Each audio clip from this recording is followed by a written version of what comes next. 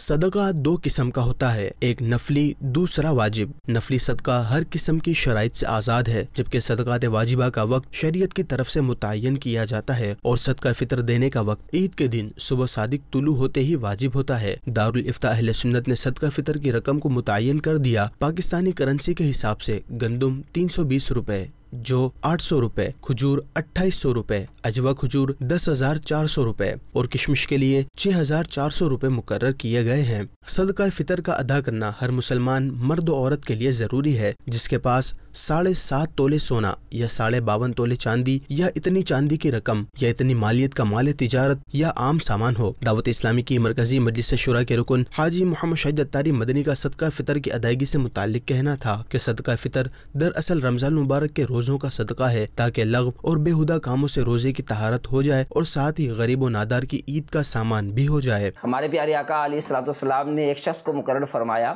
کہ وہ مدینہ شریف میں یہ صدا لگائے کہ صدقہ فطر واجب ہے، اور صدقہ فطر کے بڑے فضائل بھی ہیں۔ پیارے آقا علیہ الصلوۃ والسلام نے ارشاد فرمایا کہ صدقہ فطر کی ادائیگی یہ روزے کے اندر ہو جانے والی فضول باتوں اور بیہودہ کلام سے روزوں کی طہارت ہے۔ صدقہ فطر ادا کرنے سے جو روزے کے دوران فضول باتیں ہو جاتی ہیں ان سے طہارت اور پاکیزگی بھی حاصل ہوتی ہے، تو لہٰذا ہمیں چاہیے کہ ہم صدقہ فطر ادا کریں اور اللہ پاک کی رضا حاصل کریں۔ صدقہ فطر ادا کرنے کے اور بھی کئی فوائد ہیں، جس طرح جب ہم غریبوں کی مدد کریں گے تو ان کی عید اچھی گزرے گی، ان کے خوراک کا بندوبست ہوگا۔